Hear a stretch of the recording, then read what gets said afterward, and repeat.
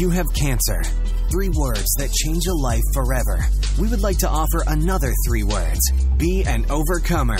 Welcome to the 1% Podcast, where our conversations with other cancer warriors, survivors, and caregivers allows us to give you that extra boost you need to face your challenge head on, live life from a new perspective, and forge a path that keeps you moving free and clear.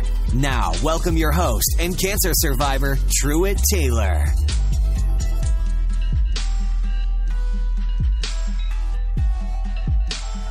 Welcome to today's episode of the 1% Podcast, the show where we interview young adults who are battling or surviving an unexpected cancer diagnosis. You are not alone, and I promise, by consuming today's content, your soul will be fed with the hope, courage, and inspiration you need to keep fighting for today. I'm excited to be on your journey with you today. If you haven't done so already, be sure to head over to 1%podcast.com to sign up for our email list to see the latest news and updates for all our guests on the show. You can also check us out on Instagram, Facebook, and Twitter at 1% Podcast. If you want to join in on some of our discussions, please join our Facebook group, the 1% Podcast. To contact me directly for content, questions, or booking events, you can email me at info@1%podcast.com. What is going on, everyone? This is episode 29 of the 1% Podcast. Today's show is really special for me. You're going to be introduced into a guy that you're going to absolutely fall in love with as our guest today. And I'm going to cover some content I think that's really important for all of us that are going through our cancer journey. So the first thing I want to discuss today on today's 1% Moment of Truth is survivor's guilt. Survivor's guilt is something many of us have to cope with as cancer survivors. At the same time we hit milestones of being cancer-free or at least being alive with cancer, someone we know or love has a downturn or succumbs to the disease. And instead of why me questions, we tend to ask ourselves, why not me?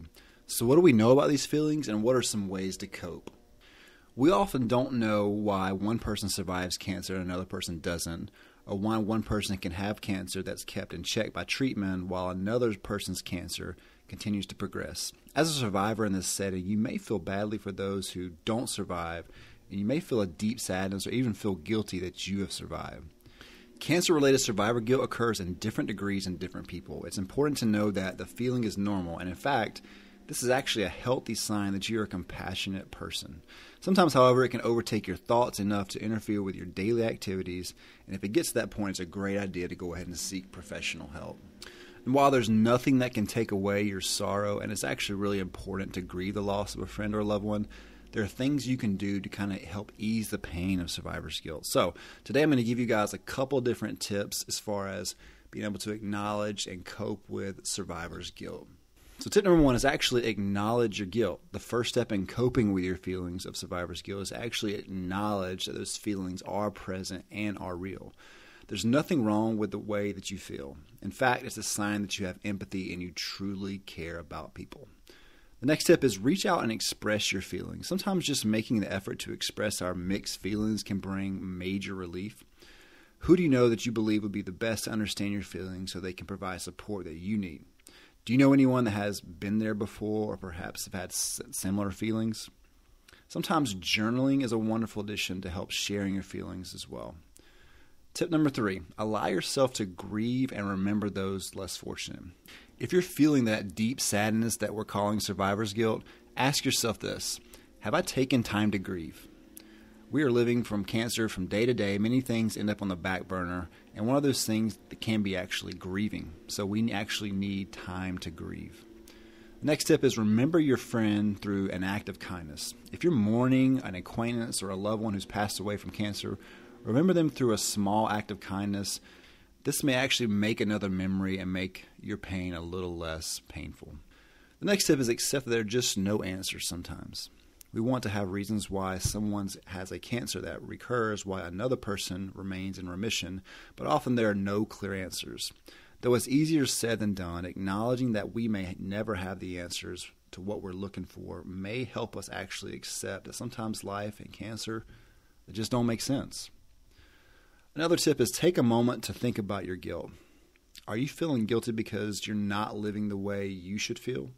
Certainly feelings like this can be a motivator to make lifestyle changes that you think are important but haven't made yet. On the flip side, you don't have to prove that you're worthy or that you deserve to survive. You don't have to find and launch a major nonprofit to raise awareness just for your survival. You don't owe anyone anything for your second chance at life. And the last tip I'll give you today is consider joining a support group. Sometimes talking with other people who have been there is priceless. In addition to feeling support for yourself, being an ear for someone struggling with their own cancer journey can give you a sense of purpose when you find that feeling of despair or survivor's guilt just won't go away. Many cancer centers and communities have support groups for people living with cancer. There's tons of online communities that I talk about all the time. Blue Hope Nation is definitely one that I highly recommend if you're struggling with colon cancer, or something like this podcast as well too, just to let you know that you're not alone and you can hear the stories of other people who have actually been there. Will really give you a sense of relief when it comes down to your survivor's guilt. All right, that's today's 1% moment of truth. Now let's get into my guest for the show. If you know the guy, you absolutely love him. Dana Crumpton has been one of the people that I've met along my journey that just has truly changed my perspective and the way I look at life. I met Dana at the Colorectal Cancer Alliance conference back in Houston, and the first time I heard him speak, there was just an overwhelming sense of love and gratitude that came from his voice. So I had a chance to speak with him and go into a little more detail about his story, and I knew I had to have him as a guest on the show. So I want you guys to welcome Mr. Dana Crumpton to the show. Dana is a terminal cancer patient living in Madison, Wisconsin, and pay attention to his gratitude. Pay attention to the way he expresses his life, and Dana is probably one of the most selfless human beings I've ever met in my entire life. And his story of his legacy and the way he wants to be remembered is something that I truly can't forget. So I hope you enjoyed my interview with Mr. Dana Crumpton. Dana, how's it going today, man? It's going pretty good. How are you? I'm doing good. And I know we met at the Colon Cancer Alliance conference. And it's got so many words in it. Colorectal Cancer Alliance conference. Several weeks ago in Houston. And I was just listening to you talk. I was like, man, I really got to get this guy on the show and get his story out there because, you know, the fact that you're continue to go ongoing treatment and your attitude that you have, man, I think it's so contagious. And, you know, people can control what they put in their mouth and what they put in between their ears. And I think your story radiating to people's ears today is really going to be able to help a tremendous amount of people, whether they're sitting in the chemo chair right now or they're driving in their car or they're just having a conversation. But I'm excited to be able to share your story. So why don't you start off by telling everyone a little bit about yourself? Okay. Well, my name's Dana Crumpton, and I live in Madison, Wisconsin. I've been here for about 17 years. I'm transplant from Florida. And I was diagnosed with colon cancer at age 48. And did surgery. They thought they had it all. And about a year and a half later, found out at Christmas time, about the same time right now, that it was back. And unfortunately, it was at stage 4. And at this point, it was terminal. So we just started chemo and been going ever since. Gotcha. So you got diagnosed in your late 40s, and I'm sure it was probably a surprise to you like everybody else when you first get that diagnosis. Yes. What kind of indicators were you noticing that led you to go to the doctor for the first time? Well, actually, it started about 6 months prior. I was having severe abdominal pain on my left side, and my primary and I, we couldn't figure out what was causing it because there was no little organs that should have been, causing it over there.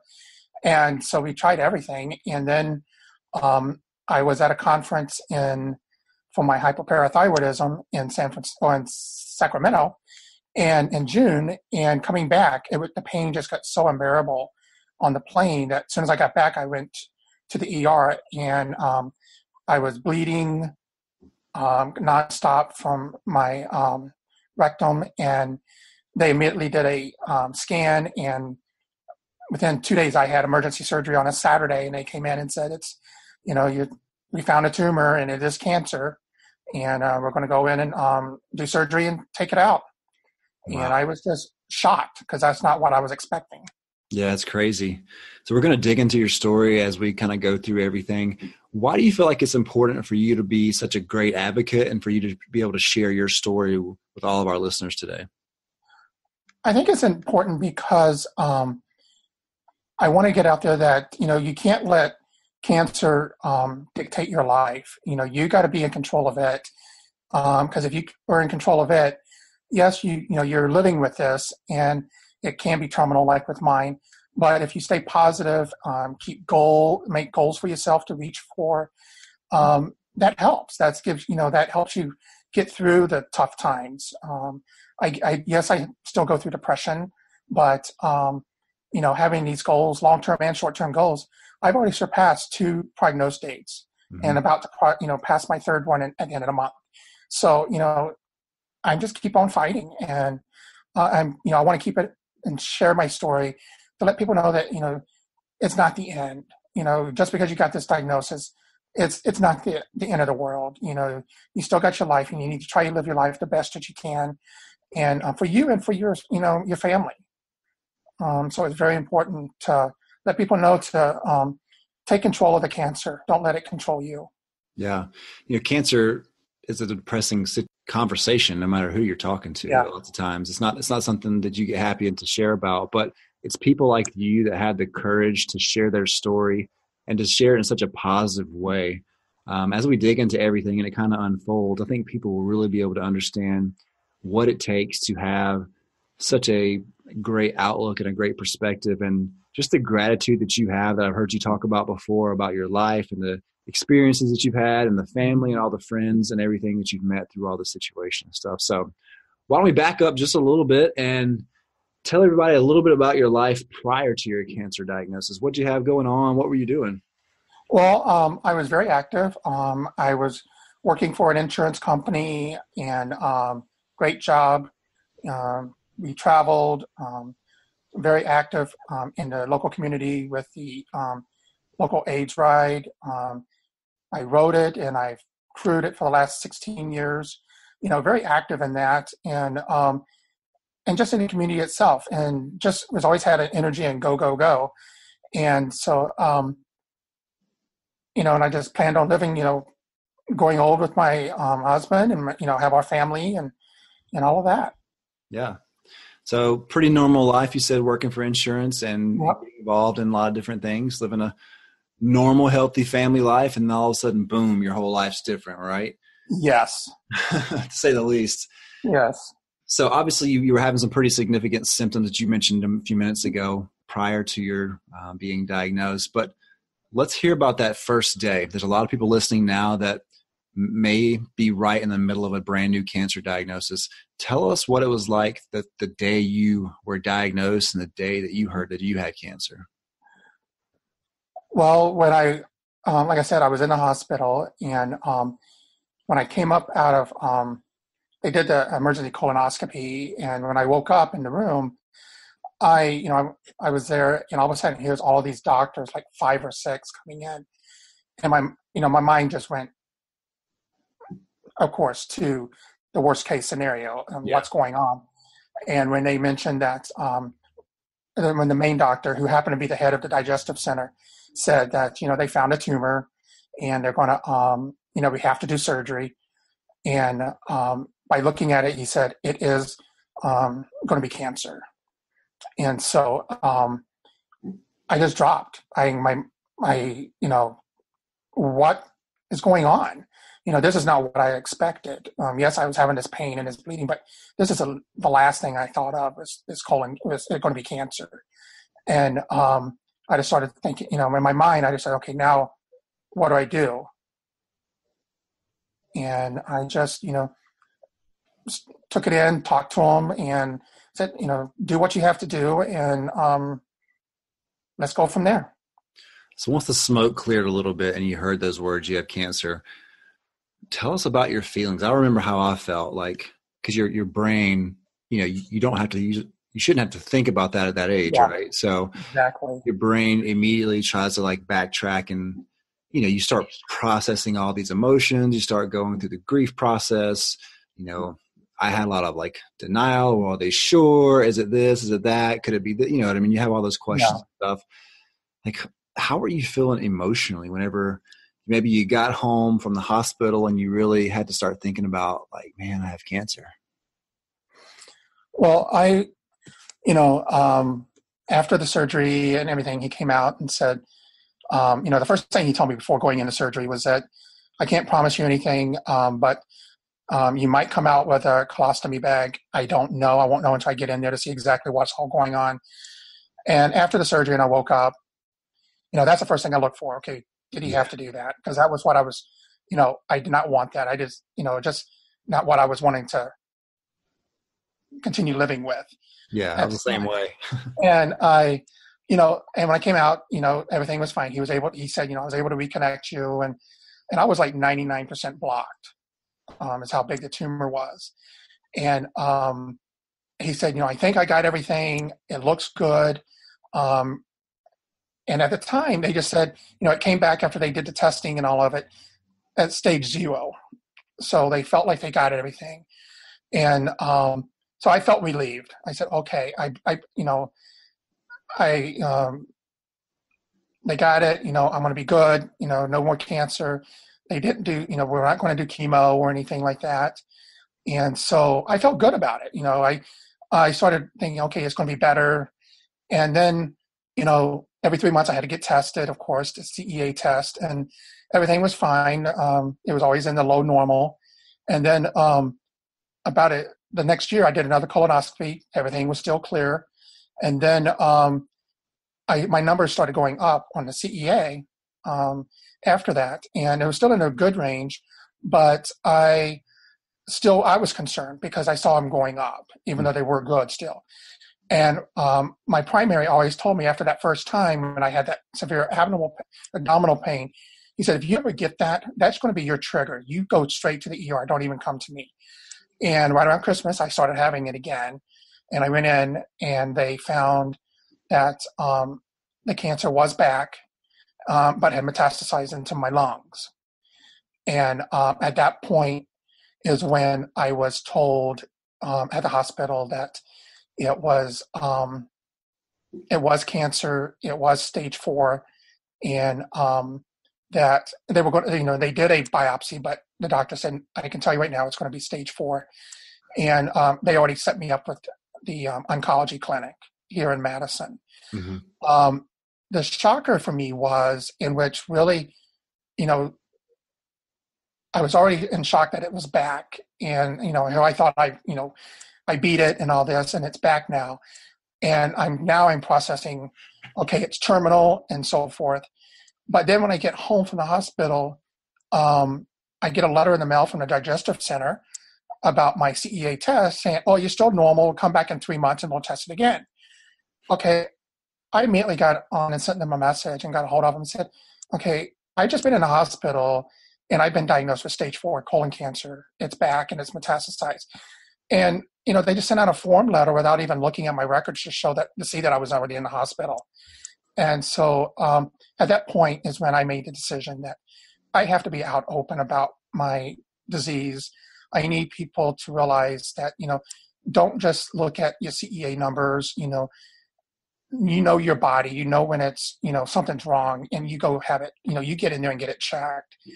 And they were able to, because of me and fighting and pushing back about the letter, they changed all of that. So where they actually, they admit that it was their fault. They should have looked at my records first to see that I was in the hospital to follow up before just sending the blanket letter telling me to wait for another 3 months. Because if I would have waited another 3 months without going to the ER, there's no telling what would have happened. I could not even be here by now.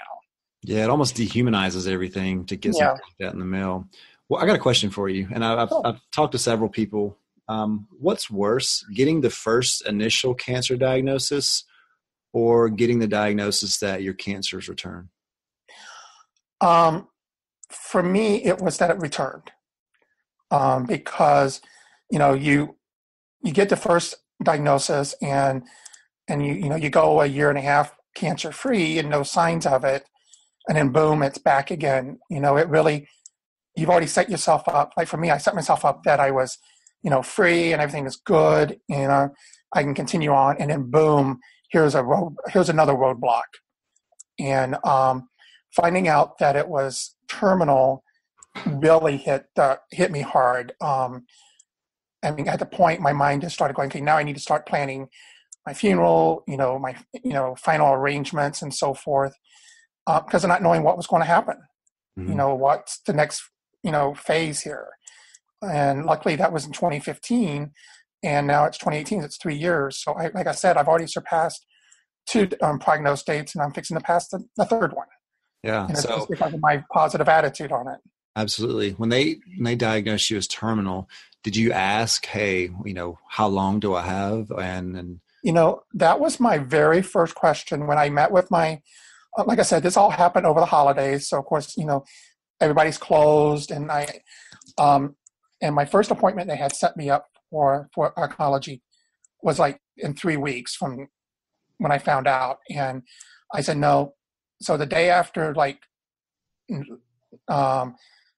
after New Year's, January 1st, when they were open, I called that morning and said, can you get me in? Are there any cancellations? And luckily a doctor had a cancellation. And even though she was still overbooked, she pulled up and saw my stuff. She said, no, get him in here. See if he can get here in like 15 or 20 minutes.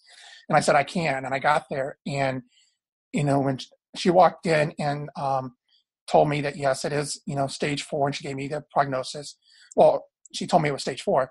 The first question out of my mouth was, how long do I have? What's the prognosis? And it actually took her by surprise, because she said a lot of her patients, that's not the first question they ask.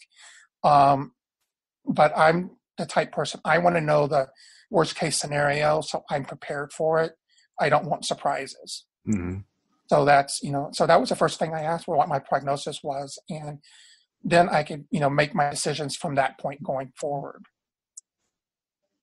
So what did she say? What did she say? Well, she told me that if I do nothing, but I had 6 months. If I did chemo, it would, up to 2 years. Mm-hmm. And then going from there, like surgery, and if I needed it, it could add on to it. And so from that, I've had, when it metastasized in my lungs, I had 6 tumors on both sides, all over the lungs. And 3 of them were actually in the lower left. And so we had surgery. We removed the lower left lung and then did ablations on the others. And since then, every time a tumor shows up in my lungs, they know that to go ahead and schedule an ablation if it can be done, so I can get it out of there, because that's what I want it out as soon as possible. So, that's what we've been doing, treating the lungs, and now it's metastasized into my liver last year. So unfortunately, with 9 tumors in the liver, they're not able to do anything, because it doesn't leave any healthy liver left. So right now we're just doing maintenance with chemo, just to maintain them and keep them from growing. Yeah. So obviously this isn't like a good situation, right? This isn't like what you would pick for your life. Exactly. It's nothing that you physically cause, but it's nothing that you would pick for your life.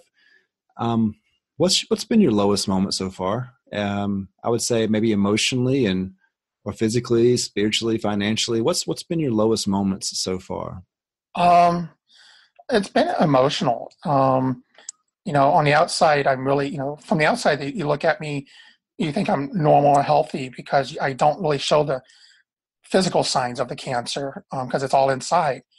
But I'm just really, I still have my moments where I just think, there's so much I wanted to do, and now not knowing when, the time's going to be up. I don't know when my liver's going to give away or start, shutting down. So I call it my little ticking time bomb. And so I always think about that. And it's, I think when I have, my family and I have been doing a lot of trips and doing things for memories, mainly for me and for them. But, I'll have moments where we'll be doing something. And it's like, I don't know if this is going to be the last time I do this. Mm-hmm. I just went down to visit my aunt who celebrated her 80th birthday. And it was very emotional for me, because they live in Florida, so I don't get down there that often. And it's like, when I'm leaving, it's like, is this the last time I want to see them? Which I never really had I never thought about that before the cancer. Yeah.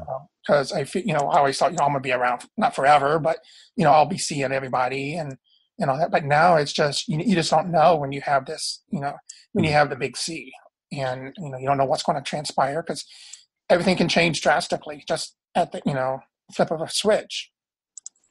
How has your husband processed all this? Obviously, seeing you go through this can't be easy. And but what's he say about everything? Well, he stays very positive about it. He's always saying, being the cheerleader, saying, no, we're going to beat it.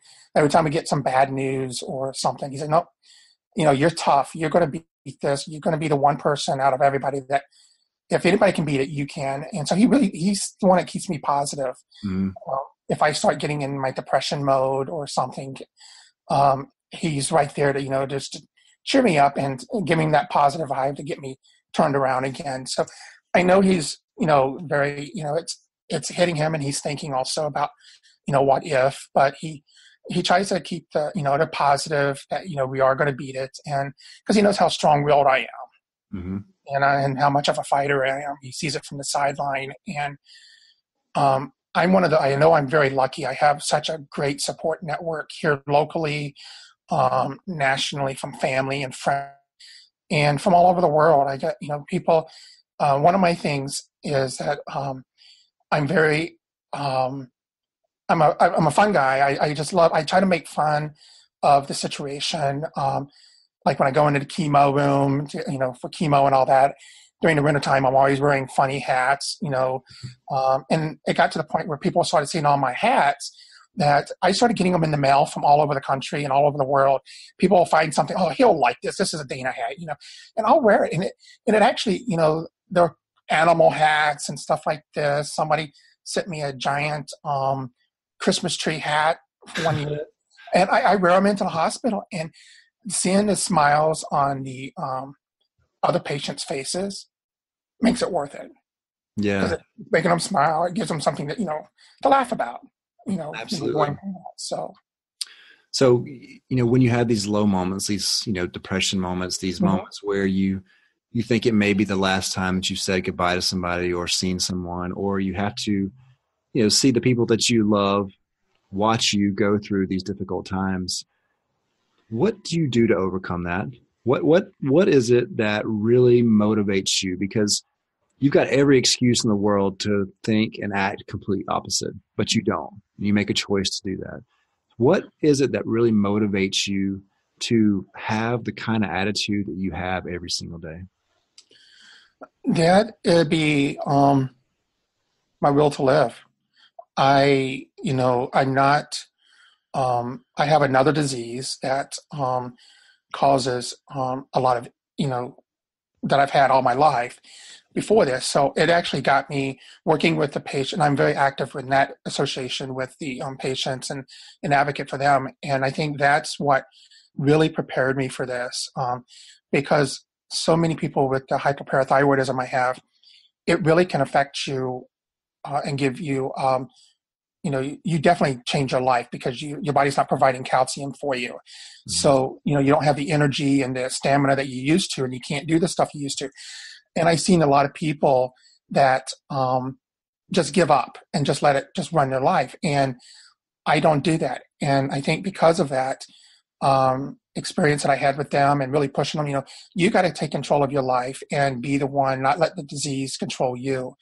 And so when I got the cancer in the word that I had it, I think that's what, yes, I feel down a lot of times, but I think that's what picks me up because, I understand it and I'm not going to let it define who I am or, what my life is going to be like. For me, it's all about the quality of life that I can have. And the doctors know that. So the one thing I know my oncologist told me, she told me is that, something I see different from you than my other patients is that you set goals for yourself, short-term goals like trips or events that you're doing, and long-term goals. Like my long-term goal right now is to see my 17-year-old daughter graduate high school in June. And that's been my long-term goal. So that's what I'm fighting toward. And she said, you have those. So you have something that you're giving yourself to fight toward and, to live for. And she actually is using me as an example to her other patients to try to get them to do the same thing and not let the, cancer dictate your life. Because if I did, I wouldn't be here now. I would have given up long ago. Yeah. If I would have let that happen. And that's just not me. Besides my family, every year for the last 16 years, I've organized a holiday gift drive for people and family living with HIV/AIDS here in the Wisconsin area in Madison. And that is what has always motivated me, because it's, I'm actually kicking, and it's going on right now. But I always felt that those people really depended on me, because a lot of those people, this is the only Christmas they get, is what I do this when I do this. Mm-hmm. And so I wasn't going to, I had to be there for them. And last year when I got the diagnosis that, it had moved into my liver and I had 9 tumors. At that point, I said, I need to make plans to be able to pass this on so it can continue. And I've done that, and I'm training the new people to help, to take it over for me this year. But, that's what always kept me going, is that, I felt like I had all these people really depending on me and, the things that I do in the community. Just from what you said, which I think is amazing, all the stuff that you do for everybody else, it's just, the epitome of happiness lots of times is how selfless you can be. And the more you can give away, even if you are going through situations like you're going through right now. But you said several times to yourself, set goals for yourself. And it sounds like to me that you always give yourself something to live for. Yes. And as long as you have something to look forward to and something to live for, then you're going to want to continue to fight harder. And in your situation, it could be like you said, your daughter, you really want to be around to see her graduate high school next year, or just coming up for Christmas for the HIV Foundation that you help run the Christmas drive for. Like, you've got almost like a short-term and like a long-term goal, a medium-term goal that you have set for yourself. And both things are attainable. And if it's up to you, you're going to do everything in your power to make that happen, which I think is absolutely amazing. What kind of advice do you have? I know those are 2 things right there that are really important, but maybe you have 1 or 2 other resources that you have for a young adult out there who's listening, who may be experiencing cancer, or it could be even a caregiver. What would you say would be 1 or 2 pieces of advice from Dana to help get you through this moment and keep fighting forward like you're doing? I would say do like I did. When I first got diagnosed, when I had the surgery, the first thing I did was I found Blue Hope Nation and a cancer center and CCA, and because I had no clue. I mean, this was all brand new to me, and reach out and find these places, and just for a while there, I would just kind of, instead of telling my story, I was just reading and following the people and just kind of taking it all in. And then I started feeling better to where I could actually ask questions. And it's especially for caregivers. A lot of people forget about them, and we need to. I think it's very important as a patient that we remember them and think about them too. And so for caregivers, they really need to. One, you're there to take care of. Yes, you're taking care of your patient, your family member, but you also need to take care of yourself.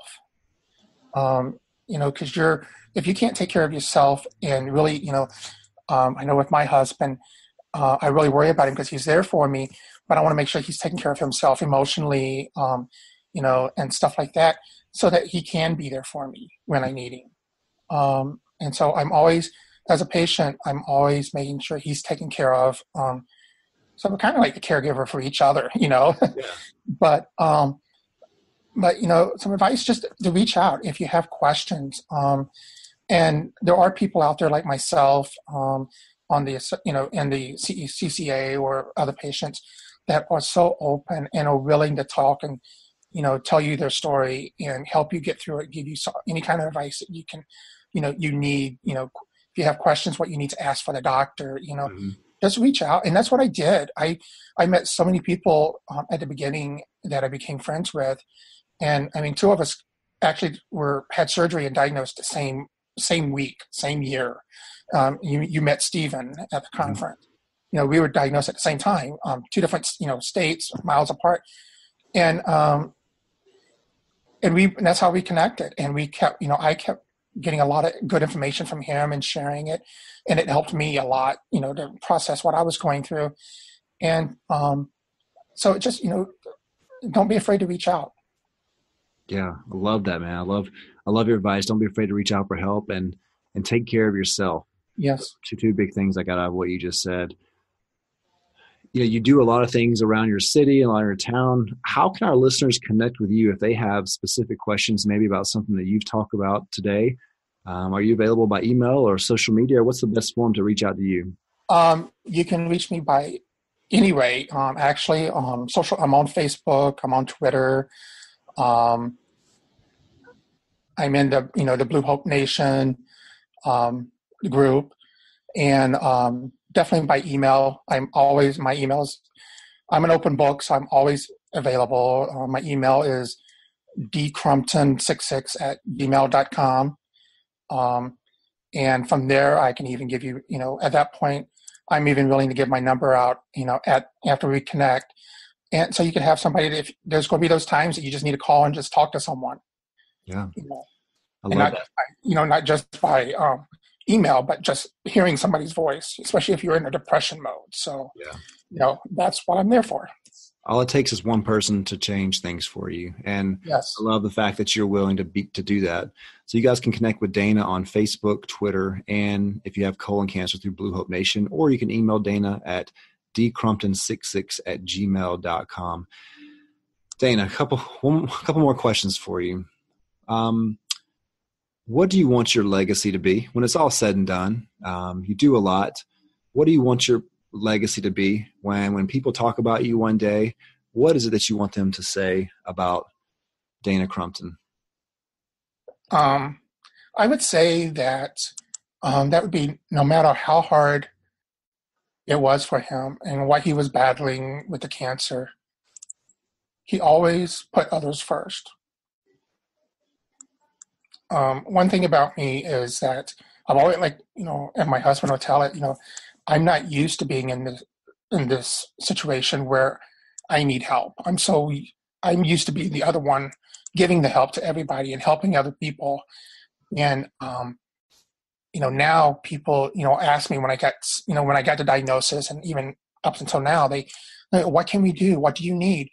And I don't even know the answer. I have never had the answer to that question because I'm not used to being on that side of the fence. And my response is, honestly, I don't know. Just do it, because we will be appreciative on whatever you do. And people were bringing us meals and stuff like that when I was first diagnosed and in and out of the hospital. But that's the one question that I know I've talked to other cancer patients ask, well, what can we do to help you? What do you need? And that's really a hard question to answer as a cancer patient. You really don't know what you need, because it's not what you're thinking about. And so the best advice I can tell people is, to please, instead of asking that question, just do something nice for the person. You can make them a meal or do something, because the patient's going to appreciate it. The caregiver's going to appreciate it no matter what you do. But that one question is just so hard for people to really answer when they're going through this. And I just want people to realize that, he had a long life and he always was there for others and giving to others. Dude, I love you, man. I'm serious. Seriously, but you know who I was, but I was sitting behind you, listening to you chat and talk and everything. And I was like, man, this guy is so special. And just by digging deeper with you today and going through all that you're going through right now, the attitude that you have, all that you're doing for other people, you're probably one of the most selfless human beings I've ever met in my entire life. And that just warms my heart. And that's the way life's supposed to be lived. You've got a tremendous amount of gratitude, a tremendous amount of focus and determination. And I really feel like all those things are contagious. And, you've affected me a lot just by having our conversation today. And, I get to talk to cancer, patients and survivors and caregivers all the time. And, your story right now really, really hits home on a lot of things. And I just really hope that it blesses all the people that are listening today, that are listening to the show. And I would love for you guys to reach out to Dana and let him know exactly how much you appreciated today's episode, and send him a cool hat so he can wear it next time he goes to the chemo room. But Dana, man, you're absolutely awesome. And it's been an honor talking to you today. And we'll continue to stay in touch with you and follow you along your journey. And I'm looking forward to seeing some great things happen just because of the way you live your life, man. So I really appreciate you taking time to be on the show today. Last thing, if someone wants to donate to your drive and everything else, what's the best way to do that?